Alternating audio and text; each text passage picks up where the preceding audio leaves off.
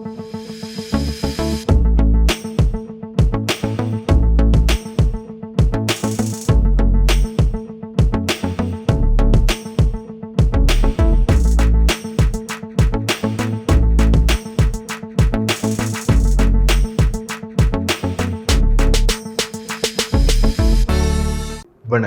இலங்கை செய்திகளுடன் நான் ரோஷன். விரிவான செய்திகளுக்கு முன் தலைப்புச் செய்திகள். கோட்டாபய ராஜபக்சவுக்கு வாக்களித்தமைக்கான தீர்வு திசைகாட்டுக்கு வாக்களிப்பதல்ல என்று ரணில் விக்ரமசிங்க சுட்டிக்காட்டு. மயிலத்தமிடு மேய்ச்சல் தரை விவகாரத்திற்கு தமது அரசாங்கத்தினால் தீர்வு காணப்படும் என சஜித் பிரேமதாச உறுதி. ரணில் விக்ரமசிங்கவுக்கு ஆதரவளிக்குமாறு கோட்டாபய ராஜபக்சவே தன்னிடம் கூறியதாக முன்னாள் அமைச்சர் ரோஷான் ரணசிங்க தெரிவிப்பு. பொது வேட்பாளர் பதவியிலிருந்து நான் விலகிவிட்டேன் என்று வெளிவரும் தகவல்களை நம்ப வேண்டாம் என தமிழ் பொது வேட்பாளர் அரியநேந்திரன் வேண்டுகோள். தொடர்வது விரிவான செய்திகள். கடந்த ஜனாதிபதி தேர்தலில் கோட்டாபய ராஜபக்சவுக்கு வாக்களித்தமைக்கான தீர்வு திசைகாட்டிக்கு வாக்களிப்பதல்ல என்று ரணில் விக்ரமசிங்க தெரிவித்துள்ளார். ரத்னபுரியில் இடம்பெற்ற தேர்தல் பிரச்சார கூட்டத்தில் கலந்து கொண்டு கருத்துரைத்த போது அவர் இதனை குறிப்பிட்டுள்ளார். ரத்னபுரியில் விவசாயத்தை நவீனமயமாக்கவும் சுற்றுலாவை மேம்படுத்தவும் சர்வதேச ரத்னக்கல் வலயம் ஒன்றை உருவாக்கவும் ரத்னக்கல் தொழிலை மேம்படுத்தவும் திட்டங்கள் தயாரிக்கப்பட்டுள்ளன. ஏற்றுமதி பொருளாதாரம், விவசாயம், நவீனமயமாக்கல், டிஜிட்டல், பசுமை மற்றும் அறிவு சார்ந்த பொருளாதாரத்தை உருவாக்கி புதிய பொருளாதாரத்தை உருவாக்கும் புரட்சியினை முன்னெடுக்க எதிர்பார்க்கின்றேன். கோட்டாபய ராஜபக்சவை ஜனாதிபதியாக ஆக்குவதற்கு வாக்களித்தவர்கள் நாட்டில் ஏற்பட்ட நெருக்கடியினால் மன உளைச்சலுக்கு ஆளாகி இருப்பார்கள். ஆனால் அவர்கள் தற்போது திசைகாட்டிக்கு வாக்களிப்பது அதற்கு தீர்வாக அமையாது என்று ஜனாதிபதி ரணில் விக்ரமசிங்க தெரிவித்தார். மட்டக்களப்பு மாவட்டத்தில் உள்ள மயிலத்தமிடு மேய்ச்சல் தரை விவகாரத்திற்கு தமது அரசாங்கத்தினால் தீர்வு காணப்படும் என ஐக்கிய மக்கள் சக்தியின் ஜனாதிபதி வேட்பாளர் சஜித் பிரேமதாச தெரிவித்துள்ளார். மட்டக்களப்பில் இடம்பெற்ற தேர்தல் பிரச்சார கூட்டத்தில் கலந்து கொண்டு கருத்துரைத்த போது அவர் இதனை குறிப்பிட்டுள்ளார். எதிர்வரும் 21ஆம் தேதி இடம்பெறவுள்ள ஜனாதிபதி தேர்தலில் தாம் வெற்றி பெற்றதை அடுத்து நல்லாட்சி அரசாங்கத்தினால் கைவிடப்பட்ட உதா கம்மன வீடமைப்பு வேலை திட்டம் மீண்டும் ஆரம்பிக்கப்படும். அதேபோல பாரம்பரியமாக விவசாயம் செய்து வந்த பகுதிகள் தற்போது பாதுகாப்பு வலயமாக மாற்றப்பட்டுள்ளது. அவ்வாறு பாதுகாப்பு வலயமாக காணப்படும் விவசாயிகளின் காணிகள் மீண்டும் விவசாயத்திற்கு வழங்கப்படும். அத்துடன் ஜானை மனித மோதலை குறைத்துக் கொள்வதற்கான வேலை திட்டங்கள் முன்னெடுக்கப்படும்.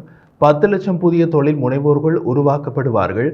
மட்டக்களப்பு மாவட்டத்தில் மக்களை அடிப்படையாக கொண்ட அபிவிருத்திக்கு ஐக்கிய மக்கள் கூட்டணி தயாராக உள்ளதாக எதிர்க்கட்சி தலைவர் சஜித் பிரேமதாச தெரிவித்தார்.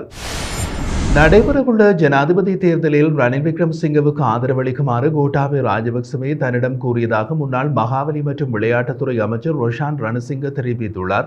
தனியார் சமூக வலைதளம் ஒன்றுக்கு வழங்கிய நேர்காணல் ஒன்றின் போது அவர் இதனை கூறினார். தொடர்ந்தும் கருத்து தெரிவித்த அவர் கிரிக்கெட் நிறுவனத்தில் ஊழலுக்கு எதிராக தாம் போராடிய போது தலைமை அதிகாரியும் ஜனாதிபதியின் ஆலோசகருமான சாகல ரத்நாயக்கு ஊழல்வாதிகளை பாதுகாத்தார். இதன்போது அவர்களோடு இணைந்து தமக்கு எதிராக செயல்பட்டார்.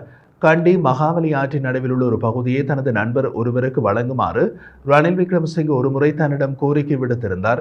இவ்வாறான அரசியல் அழுத்தங்களுக்கு மத்தியில் ராஜபக்ச தரப்பு தனக்கு எதிரான நிலைப்பாட்டை கொண்டு வந்தனர். குடும்ப அரசியலின் மூலம் அவர்கள் மிகவும் அநாகரிகமாக நடந்து கொண்டனர். நாடாளுமன்றத்தில் உள்ள பெரும்பான்மையான ஊழல்வாதிகளோடு அரசியல் செய்ய தாம் தயாரில்லை. அதனால் தான் ஜனாதிபதி தேர்தலில் போட்டியிட தீர்மானித்தேன் என்றார். ஜனாதிபதி தேர்தல் நெருங்கும் நிலையில் பொது வேட்பாளர் பதவியிலிருந்து நான் விலகிவிட்டேன் மற்றும் வேறொரு வேட்பாளரை ஆதரிப்பதற்கு ஒப்புக்கொண்டேன் என்று வெளிவரும் தகவல்களை நம்ப வேண்டாம் என தமிழ் பொது வேட்பாளர் அரியநேந்திரன் கேட்டுக் கொண்டுள்ளார். இதேவேளை இலங்கை தமிழரசு கட்சியின் நாடாளுமன்ற உறுப்பினர்களாகிய எம் ஏ சுமந்திரன் மற்றும் சாணக்கியன் ஆகியோரின் பெயரை குறிப்பிட்டு அவர்கள் அதிருப்தியாக இருப்பதால் இனி அவதானமாக இருக்குமாறு பிரதி காவல்துறை அதிபர் அனுப்பிய கடிதத்தில் குறிப்பிடப்பட்டுள்ளதாக தெரிவித்தார். இந்த ஜனாதிபதி தேர்தலில் எனக்கு பலத்த ஆதரவு கிடைக்க உள்ளது என்பதை குழப்பதற்காக பலர் செயற்பட்டு வருகின்றதாகவும் சுட்டிக்காட்டினார். அத்துடன் இம்முறை 39 வேட்பாளர்கள் போட்டியிட உள்ள நிலையில் எனக்கு மட்டும் இவ்வாறான அச்சுறுத்தல் வந்துள்ளமை குறித்து மக்கள் சிந்திக்க வேண்டும். இதற்கான பதிலை மக்களை வாக்களிப்பு மூலமாக காட்ட வேண்டும் என்று தெரிவித்தார். குற்றச் செயல்களுடன் தொடர்புடையவர்கள் தேர்தலுக்கு முன்னதாக நாட்டை விட்டு ரகசியமாக வெளியேற திட்டமிட்டுள்ளதாக தெரிவிக்கப்படுகிறது. எதிர்வரும் நாட்களில் இந்த நபர்கள் நாட்டை விட்டு தப்பி செல்ல திட்டமிட்டுள்ளதாகவும் தெரிவிக்கப்படுகிறது. கடந்த அரசாங்கங்களின் போது நிதி மோசடிகளில் ஈடுபட்ட சட்டவிரோத கொடுக்கல் வாங்கல்களில் ஈடுபட்ட மனித கொலைகளுடன் தொடர்புடைய அரசியல்வாதிகள், அரசு அதிகாரிகள் மற்றும் வர்த்தகர்கள் இவ்வாறு நாட்டை விட்டு தப்பிச் செல்ல முயற்சிப்பதாக தெரிவிக்கப்படுகிறது. 2 மாதங்களுக்கு முன்னதாகவே பலர் குறித்த நாடுகளில் விசா பெற்றுக் கொண்டுள்ளதாகவும் தெரிவிக்கப்படுகிறது. இவ்வாறு நாட்டை விட்டு தப்பிச் செல்ல முயற்சிக்கும் சிலர் தங்களது சொத்துக்களை விற்பனை செய்து பணம் திரட்டி கொண்டுள்ளார்கள் என்றும் தெரிய வந்துள்ளது. இவ்வாறு பணம் திரட்டியவர்கள் சட்டவிரோதமான முறையில் உண்டியல் முறையில் வெளிநாடுகளுக்கு பணம் அனுப்பி வைத்துள்ளதாகவும் தெரிவிக்கப்பட்டுள்ளது. தேர்தல் வாக்களிப்பு தினத்தன்று ஊரடங்கை பிரகடனப்படுத்தும் நோக்கம் எதுவும் இல்லை என்று பொதுமக்கள் பாதுகாப்பு அமைச்சு தெரிவித்துள்ளது. அனைத்து பாதுகாப்பு நடவடிக்கைகளும் எடுக்கப்பட்டுள்ளன. பாதுகாப்பு படையினர் தயார் நிலையில் உள்ளார்கள் என்று பொதுமக்கள் பாதுகாப்பு அமைச்சு தெரிவிக்கின்றது. தேர்தல் காலத்தில் பாதுகாப்பு நடவடிக்கைகளில் போலீசாரும் விசேட அதிரடிப்படையினரும் ஈடுபடுத்தப்படுவார்கள். அவர்களுக்கு தேவையான நேரத்தில் உதவுவதற்கு பாதுகாப்பு படையினர் தயார் நிலையில் வைக்கப்பட்டிருப்பார்கள் என்று பொதுமக்கள் பாதுகாப்பு அமைச்சின் செயலாளர் தெரிவித்துள்ளார். ஊரடங்கை அறிவிப்பதற்கான இந்த நடவடிக்கையும் எடுக்கவில்லை என்றும் அவர் குறிப்பிட்டார். இது குறித்து தீர்மானிக்கும் அதிகாரம் ஜனாதிபதியிடமே உள்ளது. ஜனாதிபதி தேர்தல் பாதுகாப்பு குறித்து அவசியமான உத்தரவுகளை வழங்கியுள்ளோம் என்று அவர் தெரிவித்தார். இதுவரை 500 தேர்தல் பிரச்சார கூட்டங்கள் நாடளாவிய ரீதியில் இடம்பெற்றுள்ளன. எந்த வன்முறையும் இடம்பெறவில்லை. நீதியான சுதந்திரமான தேர்தலை உறுதிப்படுத்தும் நடவடிக்கைகளில் போலீசார் தொடர்ந்தும் ஈடுபடுவார்கள் என்றும் தெரிவித்திருந்தார். தமிழ் பொது வேட்பாளர் என்கின்ற ஒரு மாயமானுக்கு மயங்காமல் அதனை தூக்கி வீசிவிட்டு ஐக்கிய மக்கள் சக்தியின் ஜனாதிபதி வேட்பாளர் சஜித் பிரேமதாசவுக்கு வடக்கு கிழக்கு வாழ் தமிழ் மக்கள் வாக்களிக்க வேண்டும் என இலங்கை தமிழரசுக் கட்சியின் பேச்சாளரும் நாடாளுமன்ற உறுப்பினருமான எம்.ஏ. சுமந்திரன் கோரிக்கை விடுத்தார். ஐக்கிய மக்கள் சக்தியின் ஜனாதிபதி வேட்பாளர் சஜித் பிரேமதாசவை ஆதரித்து யாழ்ப்பாணம் மானிப்பாய் பகுதியில் இடம்பெற்றிருந்த பிரச்சார கூட்டத்தில் மேடையேறி உரையாற்றும் போது அவர் இவ்வாறு தெரிவித்தார். அங்கு மேலும் உரையாற்றுகையில் இலங்கை தமிழரசுக் கட்சியின் தீர்மானத்திற்கு அமைய உத்தியோகபூர்வமாக முதலாக மேடையேறியுள்ளேன். கடந்த 1ஆம் தேதி நடைபெற்ற தமிழரசுக் கட்சியின் மத்திய செயற்குழு கூட்டத்தில் 2024 ஜனாதிபதி தேர்தலில் வேட்பாளர் சஜித் பிரேமதாசவை ஆதரிப்பது என்ற தீர்மானத்தை நிறைவேற்றியிருக்கின்றோம். நான் இதனை சொல்வதற்கு பல காரணங்கள் உண்டு. தமிழரசுக் கட்சி உத்தியோகபூர்வமாக இந்த தீர்மானத்தை எடுத்திருந்த போதிலும் கூட எமது கட்சிக்குள்ளேயே பலவிதமான சலசலப்புகள் ஏற்பட்டிருப்பதை நீங்கள் அறிவீர்கள். உதிரிகள் எல்லாம் சேர்ந்து பெரியதொரு திட்டத்தை வகுத்து இந்த தமிழ் பொது வேட்பாளர் என்ற முன்முயற்சி ஆரம்பிக்கப்பட்ட போது எங்கள் கட்சியின் மத்திய செயற்குழுவினர் 5 தடவைகள் கூடி சஜித் பிரேமதாசவை ஆதரிப்பது என்ற முடிவை எடுத்திருக்கின்றோம். முதல் கூட்டத்திலேயே இந்த தமிழ் பொது வேட்பாளர் என்கின்ற அபாயத்தை மக்களுக்கு எடுத்துச் சொல்ல வேண்டும் என சொன்னோம்.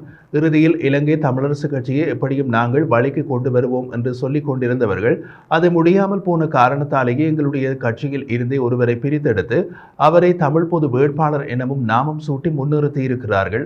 அவருடன் இணைந்து பிரச்சாரத்தில் ஈடுபடும் எங்கள் உறுப்பினர்களுக்கு எச்சரிக்கை விடுத்த தீர்மானங்களை நிறைவேற்றியிருக்கிறோம். இவை பொதுவெளியில் சொல்லப்பட வேண்டும். எங்கள் கட்சியின் உத்தியோகபூர்வ முடிவை மலினப்படுத்தும் வகையில் பலர் இன்று செயற்பட்டுக் கொண்டிருக்கின்றனர். அவர்களை என்ன செய்ய வேண்டும் என்பதை பற்றி பின்னர் தீர்மானிப்போம். ஆனால் நெருங்கி வந்திருக்கும் இந்த ஜனாதிபதி தேர்தலில் வடக்கு கிழக்கு வாழ் தமிழர்களின் பிரதான கட்சியான இலங்கை தமிழரசுக் கட்சியின் ஆதரவு ஐக்கிய மக்கள் சக்தியின் வேட்பாளர் சஜித் பிரேமதாசவுக்கு மட்டும்தான் என்பதை உறுதியாக கட்சியின் சார்பிலே உத்தியோகபூர்வமாக பொது மேடையில் அறிவிப்பதில் நான் பெருமைப்படுகிறேன். தேர்தலை பகிஷ்கரிப்பதோ தமிழ் பொது வேட்பாளர் என்கின்ற மாயமானுக்கு வாக்களிப்பதோ உங்களுடைய பொன்னான வாக்கை நீங்களே குழி தோண்டி புதைத்து வைக்கின்ற செயலாக இருக்கும். ஜனநாயகத்திலே ஒவ்வொரு வாக்களிக்கும் சந்தர்ப்பம் வருகின்ற போதுதான் பிரஜைகளுக்கு தான் அளிக்கின்ற புள்ளடி நாட்டிலே ஒரு மாற்றத்தை தான் விரும்புகின்ற ஆட்சியாளரை கொண்டு வருகின்ற உரித்தை வழங்குகின்றது. இதை இல்லாமல் செய்யும் கோஷமே பகிஷ்கரிப்பு மற்றும் தமிழ் பொது வேட்பாளர் கோஷம் எனவும் தெரிவித்திருந்தார்.